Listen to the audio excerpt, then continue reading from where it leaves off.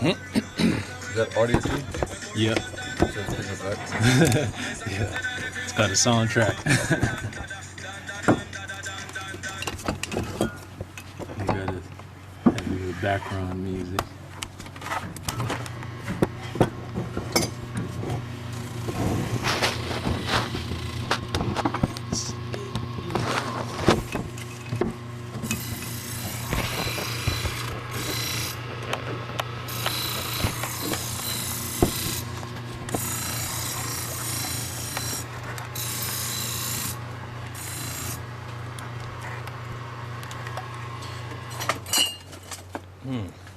So you're gonna sharpen here, yeah? Mostly here and a little over there. This over there, yeah. Okay.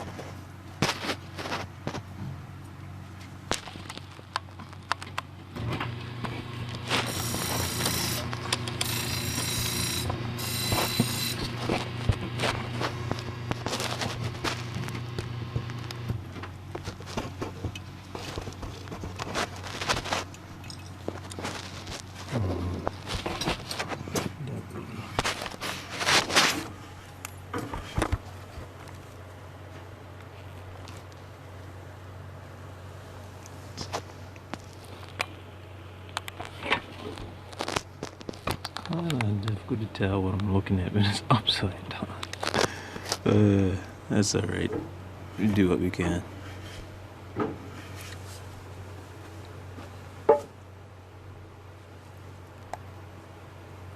Well, I got this stone and yeah, cool. Okay. Bring your plane over, because it probably needs dressing.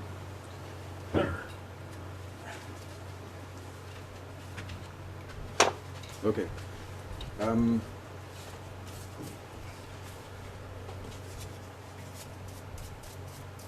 When you hold it up to the light, in other words, the light bulb is here.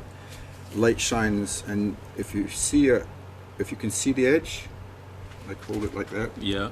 It's dull. Okay. At the very tip of this edge, Yeah. if it's showing shiny, it's dull. I see. I'll just sharpen this one. So it should all be kind of uniform. You can't see a sharp edge. Yeah, I can't distinguish it from the rest. Yeah. And a sharp edge can be tested by placing it in your thumbnail and see if it slips.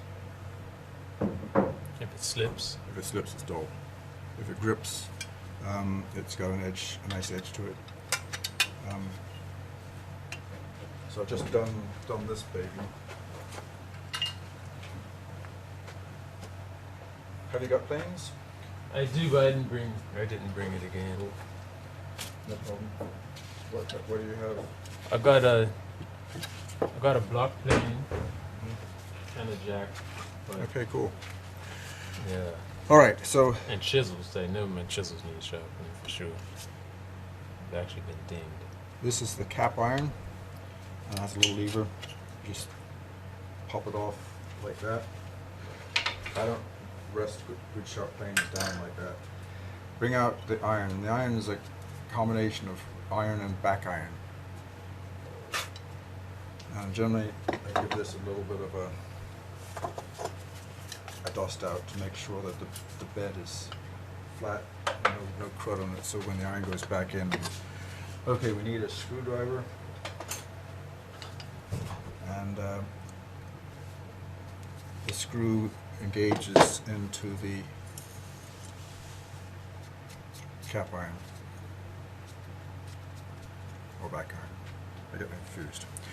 Okay, just put that aside, clean this off. This is a little jig. Now, you see your dull edge again? Yeah. This is a little jig. It came from Woodcraft Supply Corporation. But you can, I use this as an oil stone, and this is a mixture of kerosene and oil. You can freehand it. Oil stones wear, so you want to try and wear it down even.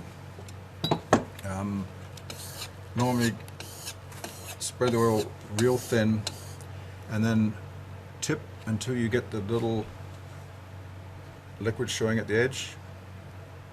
When you get the liquid showing at the edge, you've got roughly the right bevel. And then you can either start with a straight stroke. Maintain that bevel. Do not rock your wrist. So you're basically, your wrist isn't quite locked, but it's maintaining that flatness. And the motion is coming from your shoulder and elbow. So this angle is maintained. And you can do a figure 8 action, which is kind of good because it wears the stone down more even. Okay? Or you can use the jig. And the nice thing about the jig is you can get some pressure on it. But you insert the blade, place it down on the stone, and make sure it's kind of straight, and clamp it. Now if it rocks a little bit, don't worry. All my planes have a curve to the edge. You see that that's not straight? Yeah. It's got a little curve. And that stops the corners digging in. And with this action, the nice thing is this, you can kind of go over the edge or just up to the edge. Spread your oil and push down, and you can, the wheel will slide sideways and forwards. Keep plenty of lubrication on it so the stone doesn't get choked up. Basically the lubricant is flushing away the particles, so it exposes smooth surface. Wipe off the thing and see how you're doing. Now, do you see the new part? Yes. Okay. This has been sharpened without the jig, and that edge has been rounded because inevitably it's difficult to get it perfectly flat with doing it freehand.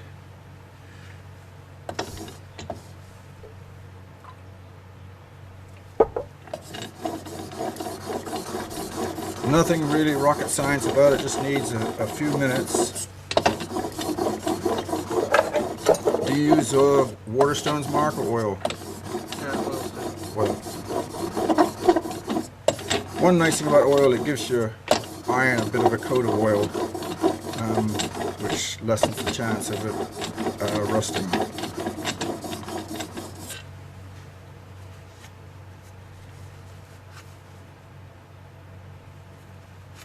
Okay, it's almost to the edge.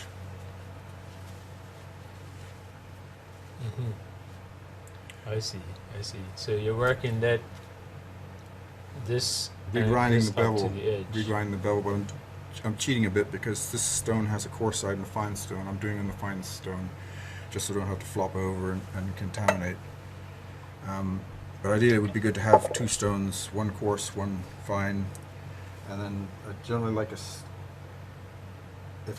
you accumulate several planes, you can sharpen them all.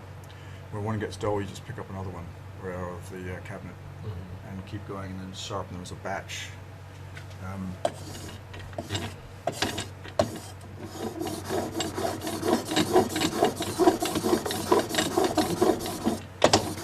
But one nice thing about the jig is it allows you to get pressure down.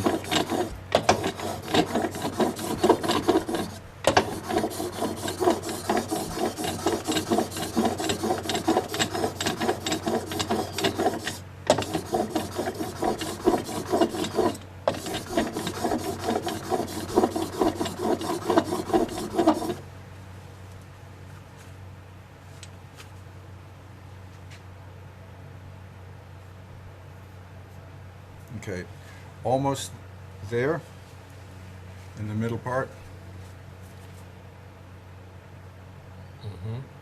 Okay, it might be just there over in this little section here.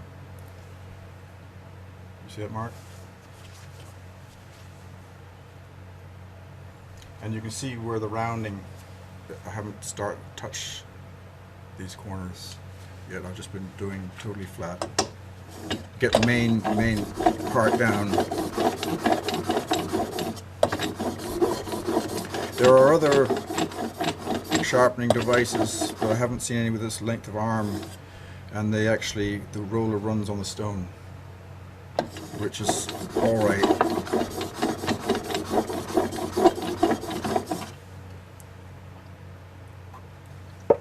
I'll just do this one and then get you going with the next one.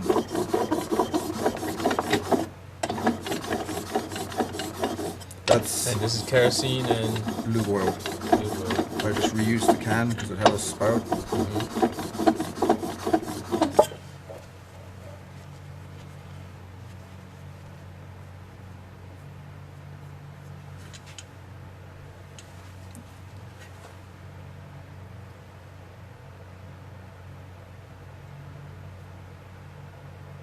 Just another little bit of a lick.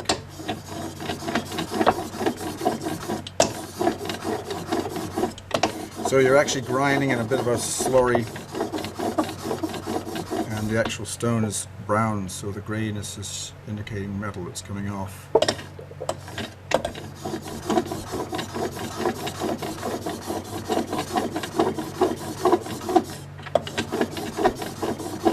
So that color in the stone that's not brown is the metal that's coming off of Yeah. the blade.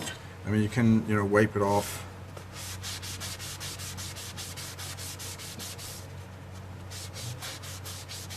And up comes the color. Well, you can clean it more, but So is there a benefit to using water versus oil? There are advantages in each, but if it's an oil stone, it's meant to be used with oil stone. If it's a water stone, purchased as a water stone, it should be kept with water.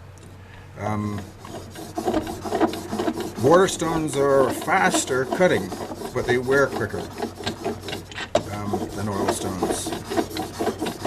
So, and you don't deal with oil or kerosene.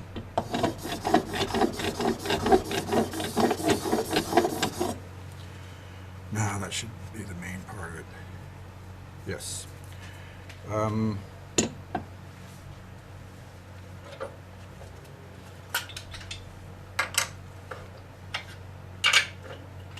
and keep things together. But take one of your gloves off. You need bare hands.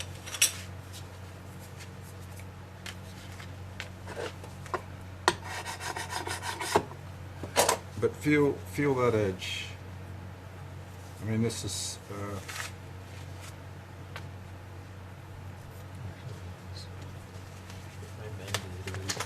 well, just one finger.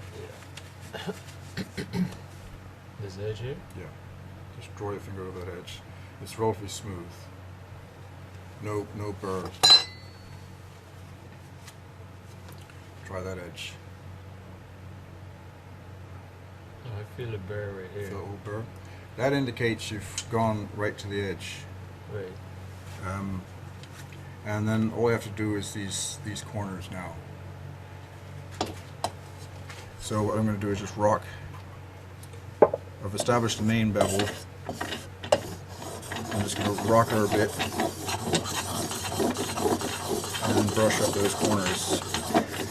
You can have either a gentle curve right across the iron, or you can have it flat and little corners coming off. But I generally like to keep it kind of a gentle round right the way across.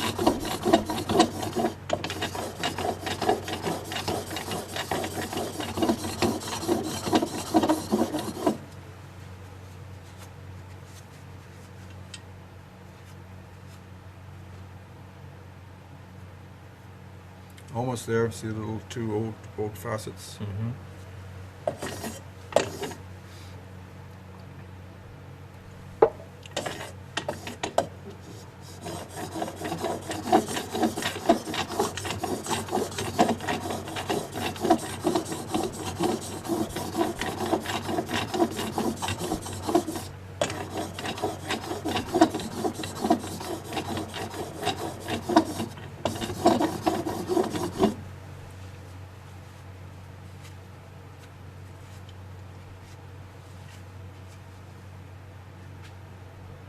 Okay, we're there.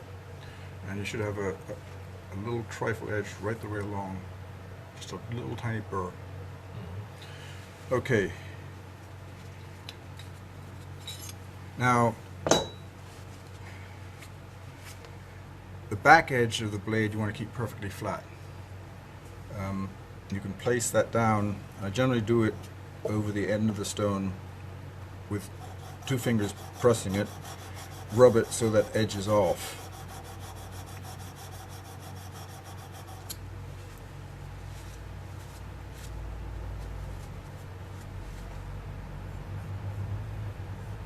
Haven't quite got it. But what I do is I cheat, and I use a buffing wheel and powder. So basically this is a rough edge, and it tends to test it on your back of your thumbnail. I feel it. Feel it grip? Yeah.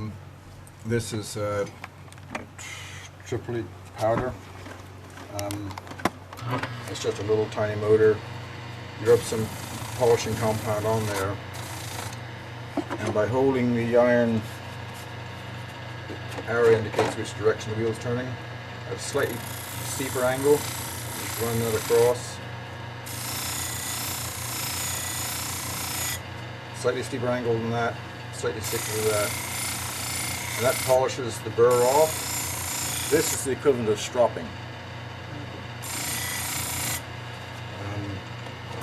Without, and now you shouldn't feel an edge at all. Okay. Okay. Now, the purpose of the cap iron is to break the chip. The iron goes that way in the plane, and if the opening of the mouth is big as you're planing, it'll create a splinter if you're going against the grain, and it'll come up. The chip breaker puts an edge right close to the cutting edge, which rolls the shaving, and as a consequence you don't get the tear out that you do if you didn't have it. But the chip iron or cap iron's got to be fit. The chip iron has to be fitted, and not all planes, especially the cheaper ones, fit. But you slide the chip breaker on, come down to within, depending if I'm doing real fine work, I'll bring it to about a 32nd of an inch of the edge. If I'm doing generally coarse work, I keep it about a 16th of an inch from the edge. Tighten up the screw by hand, and then finish up with a screwdriver. Now, if you hold it up to a fluorescent light and you look through this gap between the iron and the chip breaker out through the edge, you shouldn't see light. Mm-hmm. Okay, I don't think you can see that with your viewer, but if it's making contact right along that edge, or at least, the very least, in the middle, then it's got contact, and your chip will, actually that slipped, your chip will curl and not slide, not splinter.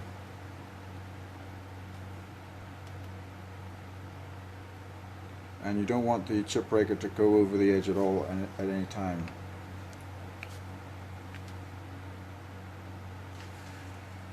Okay, and then it's just a matter of popping her back in the plane, being careful not to hit the end of the mouth with the edge.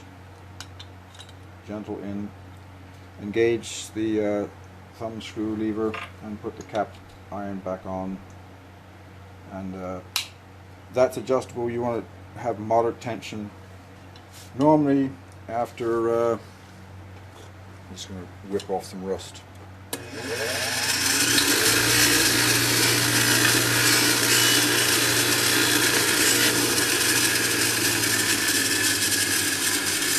If you can look down there, you can see the iron is poking high on that side. You've got a little adjustment screw here. And by adjusting that, you can get the iron, whoa, a little bit on an angle here, level, and then you can lower or raise her to suit with the thumb screw.